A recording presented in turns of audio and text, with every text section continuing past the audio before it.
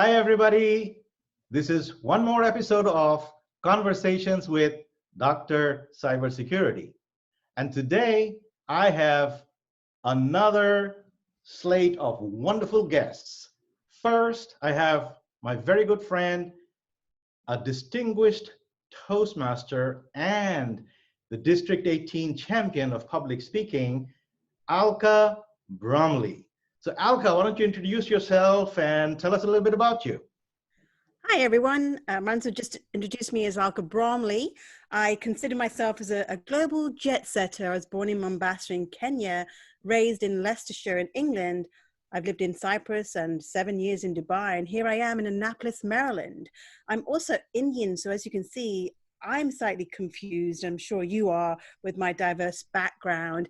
And I have quite an intriguing life. When I married my husband, who's a New Zealander, a Kiwi, he also brought with him an American daughter and an Ethiopian daughter. So my family has diversified. And as you can tell, being a good speaker and a communicator really helps, Dr. Mansur. I'm sure you can agree with that too. Absolutely, absolutely. Conversation and communication is everything, and particularly concise communications. So, what are some of the topics that you are interested in, Alka? Tell us a little bit about some of your interests and your journey and some of the things that make, say, speakers successful. Or why is Toastmaster so important for us? Absolutely. When I first came to the USA, I came with no family, no friends, totally on my own to marry my husband. And when we got married, I had to leave my job too, just as if life wasn't bad enough, where I had nothing. And my husband said to me, "What are you going to do?" And I said, "I'm going to paint my nails and lunch with the ladies." And he said, I don't think that's going to work. It gave me an amazing opportunity to do anything I wanted to do. I was in such a wonderful position. I decided to study and do a diploma in personal performance coaching, and I actually got certified in laughter. I felt that laughter was very important. So I did workshops in laughter and how it can help to change your life, make an improvement. And through it, I met Toastmasters, which has changed my life and it's saved my life in so many ways. That's how I met you, Dr. Mansur. Yeah, well, this is the same thing with me. I joined Toastmasters in 1991. I was a nuclear power plant and had no knowledge about it. And they told me I need to do this to improve my public speaking and leadership. So I went in there, and that's where I got rid of my ahs. You know about those ooh, ah, right? So I got rid of them there, and ever since, they've been back at the nuclear power plant. They're there. We just have to learn how to manage them. And when they come back, it's absolutely fine. We're human. We just try and talk better. We communicate better. And it's constant progress. It's never perfection. It's continuous progress. And that's why Toastmasters is so important, because it keeps you on the straight and narrow and on the right track.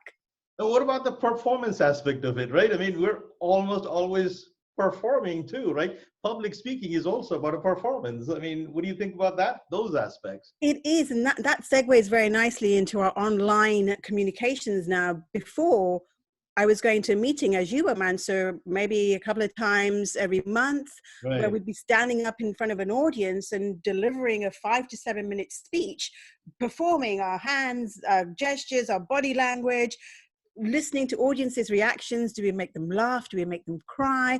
Did they find me funny? Did they enjoy my speech? Where now I'm having to perform in front of a small screen. Sometimes it's as small as my smartphone, which has a better quality of picture. I'm learning the techniques. I have spotlights everywhere. So I'm learning how to create a better visual of me, as well as creating a winning speech. We learn so much about public speaking, as well as other aspects of delivering a great speech and providing great communication. Right. So this was the other thing. We were even applying digital makeup, doing virtual backgrounds, and learning how to improve the sound, what speakers work, and everything, right? 2 weeks ago, I delivered my District 18 winning contest speech. I'm very proud of it. It's called Be Silent No More. It's being submitted into Toastmasters regionals, which is the quarterfinals. And I worked so hard because I needed to have a great speaking area. And it was actually in my basement, which I have no access to now. So this is another area. And as I said, you look at your sound delivery. Do you need a microphone? Do you not need a microphone? What lighting do you need? I actually Googled the day before natural makeup for online. That is Look at amazing. everything. That's a fantastic looking microphone. I don't even have something like that. That is amazing. I'm So going to make a that's cut. one of my investments I need to make next time. Amazon. Plug for Amazon. Oh, wow. What else? What else? What about I guess coaching and mentoring and those kinds of things? So it seems like that's another big aspect that is very important for Toastmasters and speakers and this whole journey of trying to be a champion, right? Absolutely. Toastmasters has different elements to it. Some people who don't know about Toastmasters may think that it's a public speaking organization and that's it. It has another huge aspect to it, which is leadership. Their tagline is where leaders are made, not where speakers are made, which is quite surprising. But they have a wonderful teaching opportunity, learning opportunity, where you can become a mentor, you can coach other speakers. And through it, I've mentored many people and still am doing, as well as it's helped me with my own business, as well as becoming an area director, which I was area director last year and got 6 clubs up to a very high standard. 5 of them became the highest standard, President's Distinguished, and the second one was Select, which is slightly below, but it was a new club. And it was only by learning the techniques and the teamwork that I developed through the learning that I managed to do that. And Toastmasters, for a very, very small fee, it's pretty much a voluntary organization, helps you develop so many other skills. I am indebted to it. And with my own business, I'm now promoting myself as a speech coach, which I'm delighted and I'm able to do. There's nothing that Toastmasters says you can't do. You're going to be my coach for next year, right? I am your coach. I've already started coaching you. And I would never in my wildest dreams thought that I would have had the opportunity of saying that I'm going towards a world championship contest. Oh, that is so outstanding. I am 3 contests away, the quarterfinals, the semifinals, and the finals. And it's one of the most challenging years because it's online performance. A lot of people say, oh, wow. Not, but it is. So now what would have happened if you didn't have me as a friend? Because I kind of, that was one of the things that I was already experimenting quite some time. And I had to literally bring the whole district into this new world of technology. And because of you, Dr. Mansur, that my technical performance was spot on. I have to plug Dr. Mansur. Pretty much every day, he would connect with me, spend 20 minutes looking at my speaking areas. My lighting good? Is my visual good? Is my voice delivery good? He was amazing and is amazing. And that's why things like networking helps, because it's not what you know, it's who you know. Right. That's why I'm on this show. No, that is just so true, because I remember when I saw your speech at that was the area level, I believe. And then I said, wow, that is an absolutely amazing speech, right? And I knew, sorry? We competed with each other. I know, but you see, that is the other beautiful thing about Toastmasters, right? My speech was not up to par. Once I saw yours, I said, this is the winning speech. We gotta get her to win and give her everything that she might need to support her in her journey. And I think that was one of the beautiful things about Toastmasters, that everybody pulls around and kind of supports. Because I saw what you were doing. You were literally taking something from everybody. Not all the things, because it had to work with your particular speech and scenario and all that. But I noticed you were even putting in, what is that called, sign language into your whole speech. You put in a Indian accent in there. I mean, that was just amazing. And that's why I thought that the whole concept of performance is so important. Performing, as I said earlier, with a live audience in front of you is so different to performing with just a screen. You don't know what the audience reaction is, and then you have to adapt your speech, hence the sign language. Therefore, I added sentences like we're inside, isolated, imprisoned, so you could feel what I'm feeling. And that was one way that I kind of knew that I would be able to get the audience's reaction instantly. And the fact, as you say, is I listen to other people. One of the big things about communication and Toastmasters is learning to accept other people's evaluations. A lot of you may call it criticism. And initially, when I first started with Toastmasters, I used to walk out with my bottom lip hanging out. I was like, she said she didn't like my speech. How dare she? He said I spoke too fast. I don't. However, when I started looking back at some of these evaluations, I realized that if I wanted to be a better speaker, I needed to listen to people and accept those criticisms as evaluations and ways of improving my speaking. And even now, half an hour ago, I was on another call delivering my Be Silent No More speech, taking more evaluations. It's never perfect. It's always an opportunity to improve with anything. And a speech can always improve, even if it's a small word, a slight gesture, the way I look, how I pronounce a word, all makes a difference. So you mentioned that thing about the constructive criticism. That was fascinating because to a new person, the constructive criticism might sometimes feel harsh, because just at the last meeting, I was doing one of my practice runs.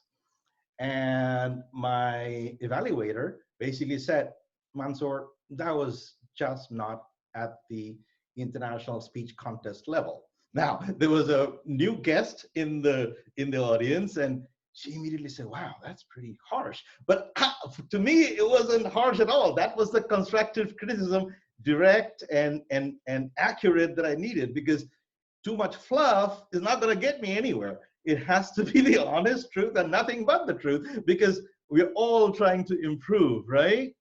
So I hear that Jerry Seinfeld got on the stage for the first time and was booed off, and look at where he is now. Right. You've got to take the rough with the smooth, and you've got to take those criticisms. That's the way that you're going to fail forward. If you feel like you failed, move it forward and make it into a positive. 2 days before I did my delivery of my district speech, I got a very negative evaluation, and it took me half an hour to go, okay, I'm rubbing it off my shoulders. I took that evaluation and I looked at it as a positive and said, yeah, I understand that person didn't understand this, and this. I'm going to focus on those elements when I deliver my speech, and it worked. Wow. So what next in your journey? What happens next? The video from my contest, which I'm very happy to share if anybody wants to see my performance. It's only 7 minutes. On YouTube, isn't it? Yeah. Yeah. That has been sent to Toastmasters International, and they are judging it. I believe a global judging audience will be judging that. And if it gets approved, I've passed the regional quarterfinals and I go straight to the semifinals, which would have been in Paris in August, but is not. It's going to be probably in my living room. And they're not sending you to Paris? Unfortunately not. Not this year anyway. I'm hoping that they still do have a 2020 international speech contest. It's been a great opportunity and great learning. I will deliver my Be Silent No More speech at the semis, and if I pass that, I will go to the finals with what I believe is 5 or 6 other competitors, and fight it out for the finals with a brand new speech, which is what I'm working on now too. Great. So you could offer to be socially distant in Paris, could you not? I could. I have to go with my own money in my pocket and oh, okay. I see. I'll be very lonely. That's funny. So anyway, Alka, this has been absolutely a pleasure to have you here. Thank you for joining us. And now I am going to bring in Mitch Christian. Thank you very much, Alka. Good luck on your journey. So Mitch, would you please introduce yourself and say hello to everybody? Hello, everyone from Colorado. Wow. Always a pleasure, Mansur, to cross paths with you. But my name is Mitch Christian. I have been in IT for about 30 years. Started out in Kimberly-Clark, Grant Thornton, worked for some of those major firms. Back in 2008, I started my own cybersecurity company. And about 2016, I decided to jump back in the corporate world. That's when I read Mansur's book. Actually had it on Audible. I think I listened to it 5 or 6 times. I reached out to Mansur one day and You're said, probably the only one that did it 6 times already. well, it was a good guideline. It was a good template. So I started working for a company out of Chicago that was the world's leader in hotel supplies. So all the big hotels got supplies from them. And I created a cyber program from scratch. I did literally anything you can imagine in cyber on a global basis in China, Netherlands, you name it, I was doing it. This last year, I took a job out here in Denver, and that was for an incident response company that did ransomware. So I did 120 ransomware cases in 6 months. Wow. So anybody who wants to have an experience, go into that. It's really interesting because you get to see everything, all the mistakes people are making, how they recover from it, try to calm people down when their hair is on fire. So that was a very unique experience for me, to say the least. So today I am doing a lot of consulting on the side. And I talked to one of the top 4 consulting companies this morning, and I'll probably do some more things with them because they froze all their hiring. So they need consultants very badly. So there's a TCI project out there they would like help with. So sure, why not? So that's going to kind of lead into my first question for Mansur. Wonderful. Go ahead. So the first question is soft skills. Soft skills are critical, and I've seen that throughout my career. No longer are the days where you can go hide in the corner and all dark with the hoodies on and be by yourself, whether it's IT or cybersecurity. So maybe you could talk, Mansur, really quick about what are those biggest skills that you see in need of, and what can people work on right out of the gate? Well, you probably saw that in my book where I talked about the most important skill that I feel cybersecurity professionals need is the ability to build relationships. So you probably saw the 7 areas that I talked about for chief information officers and chief information security officers. Number 1 is relationships, because if you cannot build relationships, you can forget this, right? Because relationships allow you to understand who needs what and what you need to provide, and then who can provide what, right? Because you need relationships both from the client side as well as the supplier side. Then, of course, strategic planning. Where are you going? What's your path? 4 or 5 years, where are you headed? Then promoting the organization, value, because nobody's going to keep you around unless you can convince everybody what your value is, right? Because they're paying you something, and the value you provide better be higher than what they're paying you. That should always be the goal, right? Because as long as you're producing more value than what you're getting paid, your job should be pretty secure, generally. And then team building, right? Because otherwise, you got all these talented people that are probably going to go helter-skelter. You got to have that. Then as you're providing the services, they have to have reliability, they have to have quality. Then you have to have project management and service management, help desk, and doing the new contracts, all of that. And of course, all overarching principles of cybersecurity, information governance, all of that needs to be there. So they're almost like the more essential skills than any other technical domain skills you might have, because you can often bring in people with the technical domain skills, but if you don't have these 7 areas, it's very hard to succeed as a chief information officer. What are your thoughts on that?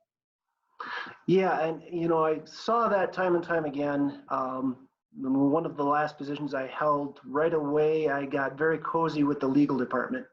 All the legal guys were really heavy on the risk side. So being able to do that and relate to them and be kind of on their side gets them on your side. And then all of a sudden I had all kinds of leverage to push through things like that. That security, that governance, that risk. And instead of, oh, it's the Department of No, as you say in your book, right? So now we suddenly have the support, and it's that top-down support. They teach you that in CISSP. I have a CISSP and a CISM, and that's part of what they tell you right away. It's got to be top-down, bought in. If it's not, you're fighting an uphill battle. You're probably not going to win. Right. So what else? What else are you interested in talking about today? Well, my next question really revolves around, in 1999, I was in IT, and the Melissa virus was one of those first big viruses that came and swept across everything. Back then it was why? Because people clicked on something. Here we are in 2020, people are clicking on something. So how do we get this thing turned around where we stand a chance? Because this is what I've seen most of the incidents stem from. Somebody clicked on something. Is it the awareness? Where can we start and get this better? Well, as you probably saw in my book, the key thing that we haven't done very well is that we haven't engaged the users in this whole culture of knowing more about technology, knowing how to use the technology correctly. The typical user thinks it's the IT's job to maintain security. So as long as they're allowing it to come through to my desk, it should be okay. And most of the time, they're even telling me to click on these things, right? We're training them to click on things. So how would they ever know? And because we have never told them that it is really their responsibility, and we've never taught them, because a lot of times the security organization or the technology organization kind of holds the knowledge back, almost thinking that that is their job security, and they almost have a disdain for the user community. And I've even heard people say, users are the weakest link. And I'm like, no, users are not the weakest link. They can be your greatest strength, but you have to engage them, and you have to empower them, and you have to train them, and you have to invest in them, right? That's my thinking on that, because that's what I've done. So yeah, I actually use that example of, I took it from a company that I started with. They had 6 ransomware cases in 6 months. Education program, I caught them right when they walked in the door. I engaged them right away. So new hires, I was giving 45-minute long and actually examples of what could happen, different things to look for. And I cut down incidents by 80%. Yeah. So it truly is getting them engaged and having have a piece of that. And one other part I would always say is, whose responsibility is it? It's everyone's. It's not IT, it's not the board of directors, it's everybody's. Right. Yeah. So that is kind of what I always did, and I always made it fun. And I felt like if they could innovate, if they could understand the technology, and the training that I would provide would not be cybersecurity training, it would really always be productivity training on the tools that they're using. So even when I was teaching people Zoom, I was mostly teaching about the functionalities of it. I wasn't just going on to the security aspects of it, because they need to be able to use the tool most effectively. And then, oh, by the way, the security training is part of all that whole packaging, so that they understand this is the right way to use the tool, and making myself available for that kind of training. And then also showing them how even small little improvements, like I was not sending people the direct link to the Zoom meeting, I would make people sign up on Eventbrite or something like that. So even training on these little nuances, right?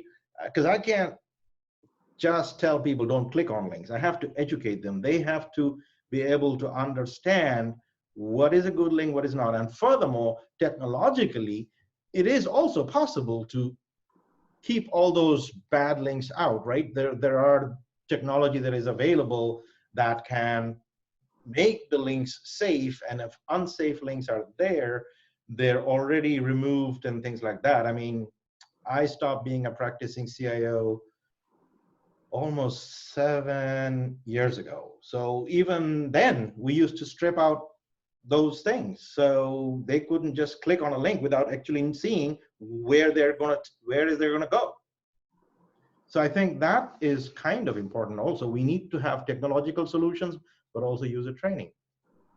So kind of building on that, my wife has a psychology degree. She worked in social work for a year. I can't get away with anything. So Okay. I get away with nothing. But really, my thought has always been, why not have that psychology degree, that kind of background, start really getting into the cybersecurity side? Because this really is about psychology when you boil it down.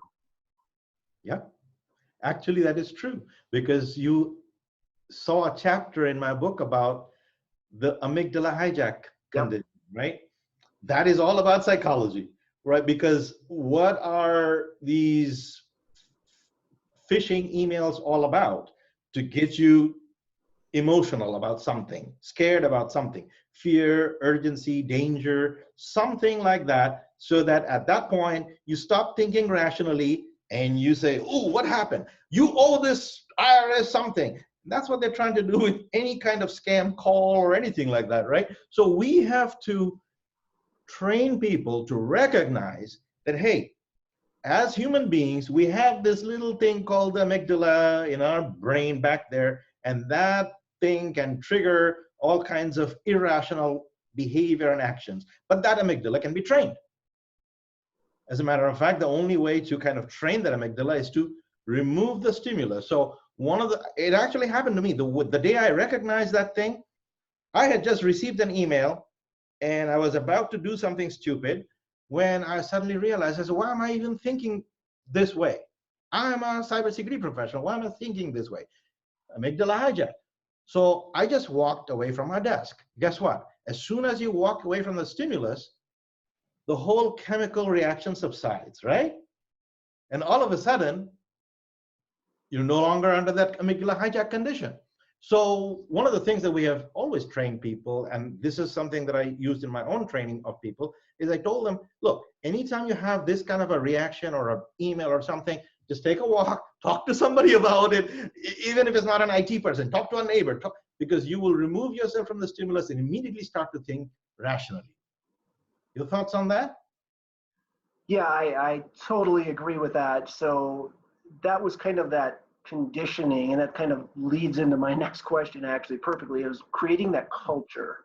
So it's about the culture of that company you're with or that client that you're with. So trying to get that culture to the point of thinking just a little different way. Yeah. And it's pretty amazing if you can get them turned around where they're always thinking about it. I had a CIO once, and I remember the phone call I got saying, I clicked on this thing and I knew I shouldn't have. And it's, yes, you did. And even by that time, they already had her token, they already got into her account, and they already stole a bunch of stuff. So it takes that 1 second of not. Right. So were you asking how to build culture and things like that? Yeah, so taking that to that level of that culture of always thinking about that, but not only that, and I think it's very critical for this, is getting people not to be afraid to report. That was one of the challenges I had for a little while, was now they're afraid they're going to be in trouble. I'm like, no, I want to know about it because we can jump on it right away. So turning that culture around. Right, and that is why one of the key things that I've always talked about is starting with the values, because there are certain things, if you're going to have a innovation culture, then you have to be able to accept failures sometimes, because no innovation is ever done without failures. Also, if an employee cannot question a supervisor's action, which might be unsafe or bad for the organization, which is called empowerment, right? Then that company can never be safe, because you have to have protection from that level of challenge. So this was the beautiful thing that I learned very early in my career at the nuclear power plant. And you probably heard me talk about that before, where in the nuclear power plant, nobody could ever be fired for challenging a supervisor. So there was always a arbitration board that would decide whether an action is safe or not, and then the action would be either allowed or disallowed. So that is a key ingredient of culture. And then, of course, the rituals to reinforce that culture, continuously doing that, talking about it in meetings, things like that, then celebrating the heroes, and then having the social network, which prevents people from deviating. When you start to deviate from the culture, your social network should say, hey, you're deviating, and try to do something different. So anyway, but that's fantastic to catch up with you, Mitch. It was wonderful that you came on and we chatted. And I have Miguel Estrada next, and I would like to bring him on. So thank you very much, Mitch, for coming on. Take care. Great, thank you. Miguel, you want to introduce yourself? Definitely. Hi, everybody. My name is Miguel Estrada. Thank you, everybody, for being here with us tonight, this evening, or wherever you are. Thank you, Dr. Hasib, for kindly inviting me to this Conversations with Dr. Cybersecurity. Very glad I'm here. My name is Miguel Estrada, as I said. I work as a NOC engineer currently, and I'm also a full-time graduate student pursuing a Master's of Science in Cybersecurity and Information Assurance from Nova Southeastern University. Excellent. I see you wearing your shirt. Beautiful, beautiful there. Need the swag. Talk about NOC. For people who might not know what a NOC is, what's a NOC? A NOC stands for Network Operations Center. So we basically take charge of a vast, large network, different devices, many different devices. Mm-hmm. And we basically keep them running. We troubleshoot, we implement, we deactivate, whether it be links mm-hmm. or accesses. We deal with modems, routers. The company I work for actually we do the satellite that I might see in a NOC. I'm sorry. Your virtual background, is that like a NOC screen? It's just one of the cool Zoom backgrounds I found. It's actually referring to the show Mr. Robot. I don't know if anybody here has seen it. But, okay, wonderful. Show. Wonderful. Yeah. So what topics are you interested in talking about today? All right, well, let's get right into it. Actually, I just started seeing articles about this. I think it was last night. So I want to talk to you about this first. Okay. So apparently in the UK, they have the what's called the RFQ, right? Regulated Qualifications Framework. And it's been making a splash in the news that apparently now the CISSP certification has been given equal status as a full master's degree, RFQ level 7, in terms of the abilities and capabilities. And I just want to get your thought on this. Is this the right way to think about this? Is it going to be, do I have a CISSP or a master's? Because for their purposes, is it the same? What are they saying with this? This is an absolutely fascinating question. I actually saw that, and I was debating whether to engage in it or not, but I figured that, look, my job is to educate and all that. So the first thing I questioned was the people who are making this equivalence. First of all, do they really understand what a master's degree is supposed to do?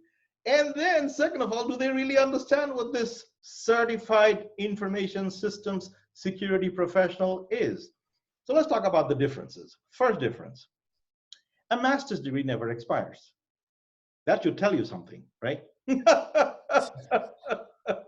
CISSP, I got my CISSP in 2009, and every 3 years, I have to renew it. I have to pay a fee.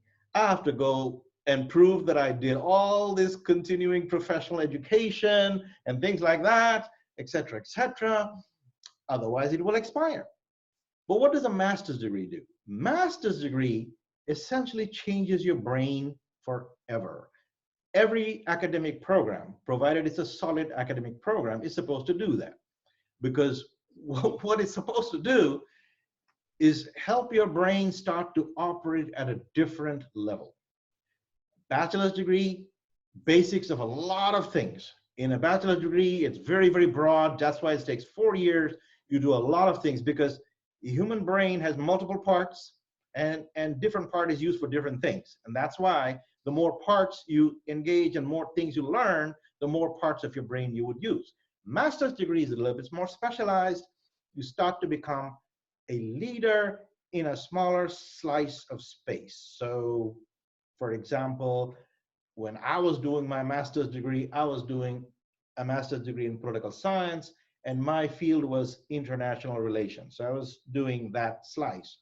So it depends. In the cybersecurity realm, once again, it could be policy, it could be the technology side, it could be the forensic side, either way, but you go kind of deep in that and you really understand the literature over there, you understand how to discuss the literature, synthesize the literature, and even hopefully make some original contributions, because many master's degrees require a thesis. A thesis is nothing more than a contribution to the knowledge. And for that, you have to understand what the knowledge, existing knowledge is, and then what is missing, where is the gap, and then you have to be able to contribute something.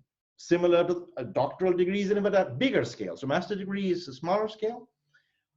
Sometimes it's not a thesis that you have to do, but you have to do usually what is called a capstone, where you take all your knowledge that you've acquired or accumulated, and then you apply it to solve a problem. Sometimes you have to do it in a team. So some of the capstones are a team project, because cybersecurity is usually a team project. So therefore, you might be put together with a variety of people from a variety of disciplines to solve on the same problem together. And then you are graded according to how well you did as a team versus, say, other teams and things like that. So these are radically different things. I see CISSP, yes, it tests knowledge, but I don't see that it necessarily changes the brain forever to operate at a different level.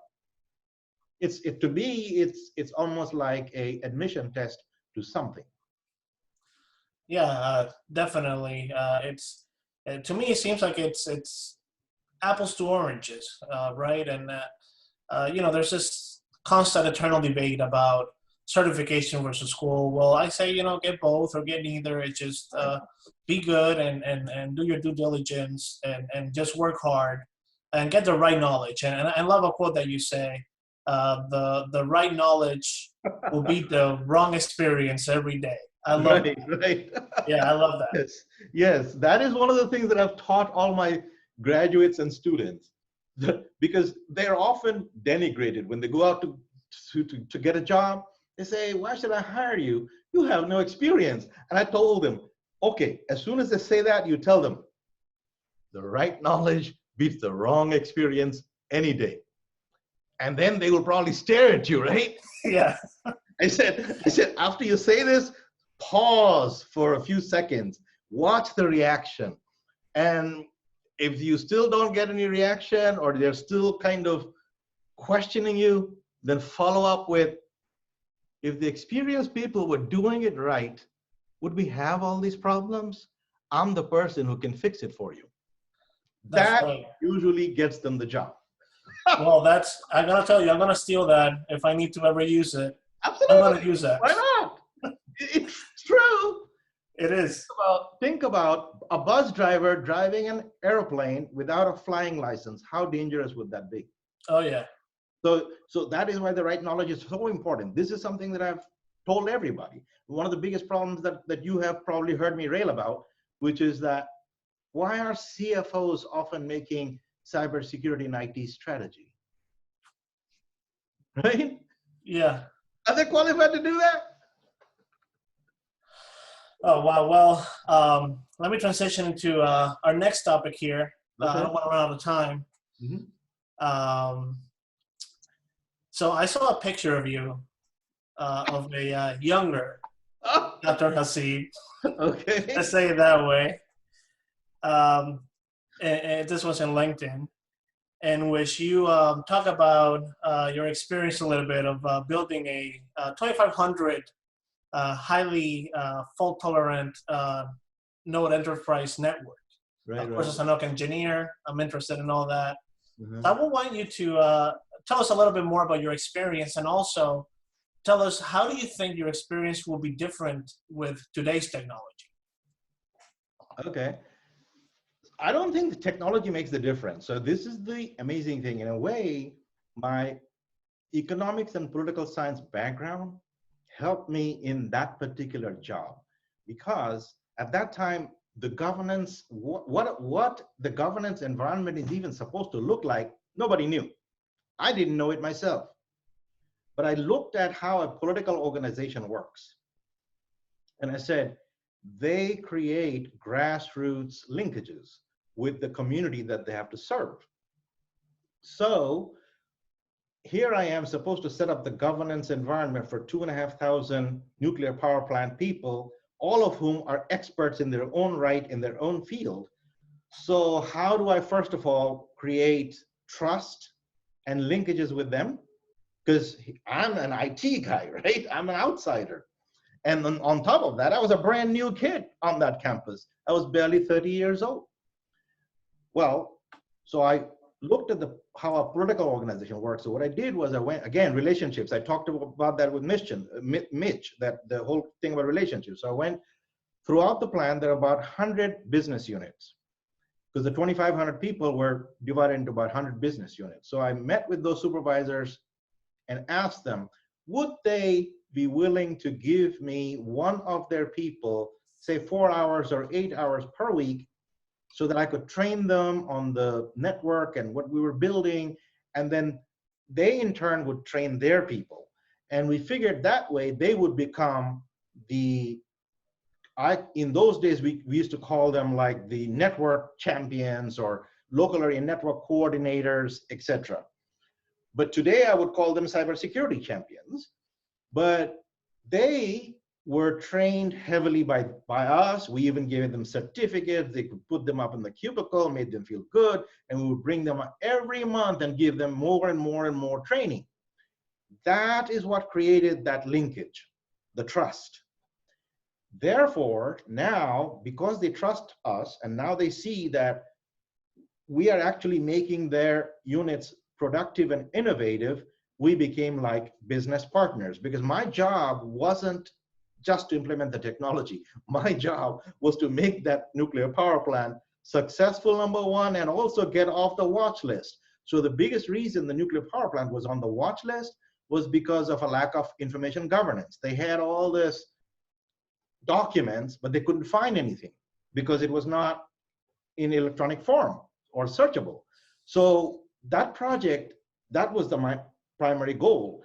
And so therefore we had to also set up the rules. Who could look at what records? All of those rules had to be set up. They had to be enabled through technology, all of that. So that is how I did it. Today, what would I do? Well, the technology is different, but I don't think the methodology would be different. The methodology is still the same. And I still talk about that the same. For example, to build culture. All the things that I talked about culture came from the literature from the 1960s, because the methodology of developing culture hasn't changed. Yeah, that's thank you so much for that insight. Yeah, it's important, like you say. Even the technology might change a little bit, and yeah, some things like SD-WAN and all these technologies might help. Definitely a foundation, and doing things right the first time, and having that knowledge, right, that right knowledge. Yes. It's what really counts, I think, in all of this, especially in critical infrastructure, which is so important. I think is so overlooked, especially in terms of cybersecurity nowadays. Which will bring me to my next question. Sure. I'm very interested in critical infrastructure, specifically in satellite communications, security for satellites. It's one of the things that I try to look information, and of course I understand some things are very classified, but I'm a little bit concerned about it myself. And I know that for DEF CON, which this year now it's going to be a virtual event. The Air Force is going to bring a satellite so that some researchers can hack the satellite and expose some vulnerabilities that we can probably, hopefully fix in the near term. I have a question about that. What do you think about satellite communications security, and what do you think those researchers might find when they hack that satellite and report back to the Air Force? You think it's going to be like, oh, you guys have no vulnerabilities, you're good to go, or it's going to be, oh my God, you guys, we're about to get, hacked into a third world country now? Right. So this is one of the areas that I haven't really researched myself. That whole area, if you have an interest in it, my recommendation to you would be you start diving in deeper, start writing about it, talking about it. This is something that I told another one of my mentees also. She was more interested in the drone area. I haven't personally done research in that because that's not really my focus of interest. I'm more on the leadership, strategy, overall strategy side. You're talking about now going into a deeper knowledge of a particular domain and a vertical. So first of all, I haven't worked in that area. I know a lot about the healthcare area, for example. I know about the education area. So some of the verticals where I work, but I haven't really worked in the satellite area. So my recommendation is that if you have an interest, you could easily become the world expert in that area in 2 years, easily, if that is your interest. Oh, that's my interest, and thank you for saying that. Do that. Hopefully. Yes, yes, and be passionate about it. Show that passion, write, talk, and all that, and then network with the communities that deal with that particular area, because you will probably see that there are conferences related just to that.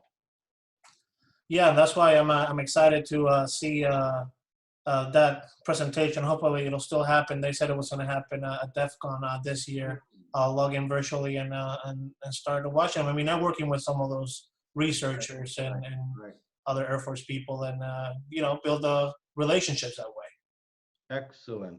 All right. Well, very good, Miguel. This was absolutely fantastic talking with you. And as I was talking to you, I was noticing you see that master's degree brain and that complex thinking showing in your analysis, conversation, questions, and everything. And as you can see, that is a permanent change in your brain, right? Thank you. Thank you very much. Thank you. Definitely. Appreciate your questions and coming on the show. And I would now like to bring in Dr. Raschid Muller. Good evening, everybody. Good evening, Dr. Hasib. How are you today? Great. So, my name is Dr. Muller. I go by Raschid. My background and introduction into cyber was via the military. I spent some time in the Navy as a human guy, and went from a special agent to a cyber guy. And I was over in Brussels working an NSA project, and they gave me this program called Wireshark. And I was like, wow, you can do some amazing things with Wireshark, especially on the law enforcement side. So, went to NSA and they spun me up, went back and got all these degrees. And that's how I got introduced to cyber. Currently, I'm at DISA at Fort Meade in the SCIF doing some things. And this current year, I'm working on the cybersecurity infrastructure Innovation and Protection Subcommittee for the Department of Homeland Security in the House, doing a Brookings Fellowship. So I'm kind of doing it on a couple of different levels, learning as I go, because you never stop learning in this space. So that's me in a nutshell, but then you guys can Google me and see all that stuff I've done. So what's this purple hacker thing? So I'm a member of Omega, so I'm a hacker, so I'm a purple hacker. Our colors are purple and gold, and so, that's what we do. That's what we like to play around with. But I am a hacker, which is why I do what I do. So that's that. Yeah, you have a unique personal brand. That was one of the things that immediately drew me to you, because I remember saw you speaking at one of the, I think it was a community college event or something like that. And I saw your energy and your branding, and I was like, this guy is cool. Well, I appreciate it. I am from Brooklyn, New York, so that has a lot to do with being a city slicker. Okay. So if I can dive in, because I'm excited, about being here. And so, I want to go straight to Miguel and let him know that with respect to the Air Force, look at the Space Force and look at how the Space Force, and you truly begin to understand the mission of the Space Force. It's going to answer all your questions, Miguel. So hopefully you're hearing me. I delve a little bit in it, but some of the surface stuff that Miguel talked about with satellites, understanding what the Space Force is about. A lot of people the SESs at my job, they kind of joked around a little bit, but I had to brief them and say, this is something that's very serious. When you begin to understand what the nature of cyber is, and then you talk about the Space Force, you talk about that encryption on the satellites, and you talk about our competition with the Chinese, and you're talking about 5G, all those things kind of play together. And so that, Miguel, is going to take you, that Space Force is going to answer all those questions and then give you a whole bunch of new topics to kind of think about, because it's the first mover advantage, which the Space Force is created to do to ensure that the Chinese don't fly satellites over our space, over the United States and do things and kind of disrupt those economies that Dr. Muncie, Dr. Hasib definitely knows about. It is really it's really a military deterrent, but it has everything to do with the economy, which is why the Space Force is being created. So Miguel, please take a look into that. So that is fantastic contribution. So one of the other reasons that I kind of started this series of conversations, it starts to bring people together of passion and also people who are willing to share their knowledge and expertise and experience. And in some ways, that is one of the most beautiful things that is happening as a result of this, because as you can see from in the audience today, we actually have many regulars who come to these conversations. They have been guests in the past, and now some of them are mentoring each other. So these relationships are going to be critical. So I hope that each of you would also connect with each other. I also picked up on a previous comment. Someone talked about the psychology of cyber. I don't know if it was Miguel or it was the previous, or if it was Mitch. Okay, yeah. So, there's a cyber psychology degree, master's at Norfolk State University, Regent University. Also has a master's in psychology with a cybersecurity focus. My dissertation kind of dealt with the UTAUT 2, which is a unified theory and acceptance of use in technology, with 8 constructs, and it looks at behavior of how people are just adopting technology. It's just very simple. So that's what my dissertation kind of focused on. And so, when we talk about the weakest, people being the weakest link, and someone also talked about we need to create, again, Dr. Hasib, more awareness amongst the community. Just as you previously and eloquently spoke about, bringing people in from the different organizations and the culture to kind of have a shared response. Well, now the federal government is really now starting to catch on to do that. Oh, good. And then, of course, with this COVID, because as we all see in the news, there are 300, probably more than 300, but the round number is 300,000 cybersecurity job shortages. But I'm sure the number is even growing more and more by the day. Obviously now, since we're in this COVID-19 pandemic, global pandemic, everyone is doing what? They're using their cell phones, they're on their computers. And so now the scope, the angle of the security threat gets wider and wider and wider. When I first got to DISA, one of my old submarine commanders said, "Oh, Raschid, the NSA sent me to UMUC to do the MS in cybersecurity back in 2010 when they first launched the program." So he said, "Oh, that's just information assurance, and cybersecurity is just a buzzword. And I was like, oh, okay, fair enough.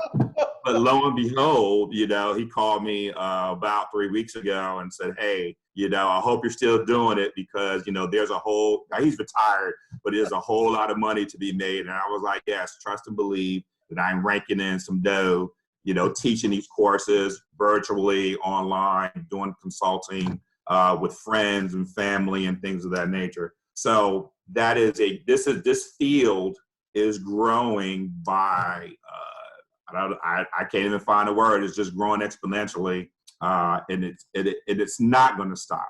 The reason why I think he didn't quite understand where we were at the time when he made the judgment about cybersecurity was that everybody, you know, the proliferation of cell phones and laptops weren't, you know, really that dominant amongst, you know, just the average user.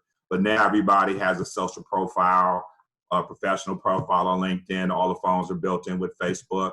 So, you know, you can't help but be sociable. And, you know, we can talk about the psychology of how often in a day are we looking at our cell phones?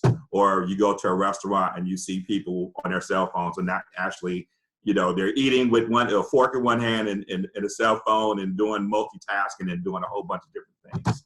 So, dissertations, because I think that is definitely something you have done, I've done. And I know that we need to have more knowledge. We need to have doctoral degree holders in this field because there are just too many people from a whole bunch of other disciplines now trying to run the cybersecurity education programs and things like that. So teachers need that. What are some ways that you recommend that we can do some of this? What are your thoughts on that? And let's chat a little bit about that. Sure. So you and I, sir, are scholar practitioners. We've had a hard, I guess, experience. We've had solid experiences actually doing it before the degrees came out to say, okay, gotcha. You know, I've heard you say, hey, I got my doctorate degree later in life because they didn't have the discipline for what I was doing and what I did as a practitioner.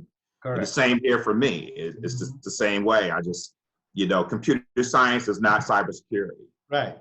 IT is a entry to cybersecurity, but cybersecurity is just understanding how to secure it, understanding the risk and the money and everything else that else is involved in the process. So it is a technical, psychological process. Kind of looking at the workforce and understanding, you know, you and I, we've had these conversations, sir. We really have to impress upon our actual practitioners to kind of get these advanced degrees and really bring some more some solidified hard experience to the scholarship realm, because the scholarship realm is cybersecurity is nowhere near theory alone. Right. It's just impossible. Exactly. So this is one of the things that I've been trying to tell some of the people who are sometimes in CIO positions or CISO positions that have done that 20, 30 years, and many of them have master's degrees. But I tell them that you need to come and get your doctoral degree in the field and then go into teaching, because that's what we need. I really don't need too many people teaching in the classroom where maybe their dissertation was done 20, 30 years ago, and I don't know how many people read it, but it might have been on some obscure theoretical thing. We need practical dissertations. Indeed, sir. Indeed, sir. And then really, you know, we're in the technology era, so, you know, technology changes, not even every 18 months, it changes every 6 months now. Right. It evolves so quickly. I mean, processes change. And so even, you know, you were talking a little earlier about the UK, you know, the reason the UK got all the love that it did in the past is because of ITIL, right? So we adopted ITIL here stateside, and it was a great framework. But this whole CISSP, and, you know, it's great to have, but again, it is a test in a space. But the theoretical framework of a master's degree and a doctorate degree, or even a bachelor's degree, some of our bachelor's degrees are really getting very technical but they're also getting more dealing with frameworks. I know at UMGC, where I've been teaching for the last 3 years, we require the bachelor's degree students who are doing the cybersecurity degree to present to us. Mm-hmm. You know, not just going through the classes. And no, we're going to do colloquiums. Mm-hmm. We have the Cyber Padawan Club. I mean, we put them to work. And so, you know, at DISA, I've been able to hire quite a few of them, my own students, and that's the best feeling in the world. And also kind of bridges that gap as we talk about academia, to bring the students, you know, from the college, hire them, and then feed them back into the system by hiring, and then bring them back for master's degrees. And it's kind of exactly what I was, you know, as a DISA employee. They sent me to school. The Navy sent me to school. I got stationed at DISA, came back, then went back to DISA, and then DISA said, okay, Raschid, they sent me to go teach at the National War College to be the DISA faculty chair at NDU at Fort McNair. But then they brought me back, and then NSA paid for the PhD. And then, you know, they were just recycling me. And so that is the best way for, let me say, military, DOD, government folks to kind of really get involved. But it also helps with the recruitment of new students at the local universities, particularly with UMGC. So this is interesting that you mentioned that, doing that at the undergraduate level. So you probably know that I recently joined Stevenson University to run the bachelor's program in cybersecurity and digital forensics. Mm-hmm. And I'm right now teaching a pretty senior students. They're about to graduate in 2021. And one of the things that I did do is I made my entire class research a actual breach. So there are about 28 students in the class, and I told every one of them, as you probably know, there are no shortages of breaches, right? So everybody did a different breach, and I asked them to find out what happened, how it happened, what could have been done to prevent it, and then what were the financial and reputational damages? I mean, what were the damages, downtime and all that? And I asked them to express that in financial terms. Mm-hmm. Then had a peer review. Each of them had to read 6 or 7 other papers and do a peer review so they could give constructive feedback to each other. I also made them present in 5 minutes their entire papers. Then, after having done the first paper, they had to do a second paper where they would now bring the knowledge of the entire class and whatever previous classes they've had to write, well, first of all, do a root cause analysis. Because I don't believe anybody should be doing any recommendations before they have done a root cause analysis, right? Mm-hmm. What is the root cause? Because at the surface, it might appear something happened, this was the cause. But what caused that? And then what caused that? And then what caused that? We keep going deeper and deeper. We are finding root cause, right? Then once you find that, I would then want you to write a set of recommendations. Now, at first I was a little worried, undergraduates, would they be able to really think? Because this was easy at the graduate level. But I found that when you challenged a student, they rise to the challenge. Initially, they were very hesitant. Why do we have to write so much paper? Why don't I just do some technology? And I'm like, no, but you won't know when to use what technology, how to configure the technology if you don't do this mental analysis. By the time they finished, they just finished last week, they did all the presentations. I mean, they made me so proud. It was just amazing. Everybody presented for 5 minutes using this kind of a technology. And then they wrote the papers with it. And then the floodgates opened up with the emails. I started getting emails from the students. Professor, that was so valuable for us to actually analyze the breach. And now I know what to do. And as a matter of fact, one of them is an NSA student. Another student from NSA is joining in the fall because she was in one of these conversations and she was noticing what is happening and what we're trying to do to their brains and what we're trying to, because this is not about, I'm not one of those people that does a whole bunch of multiple choice quizzes because they don't really prove anything. Memory maybe, but nothing more than that. So anyway, this has been absolutely fantastic. We talked about a whole bunch of issues, and I am going to close the recording now, and then we can network. Thank you very much, Dr. Raschid Muller. It's been a pleasure. Thank you.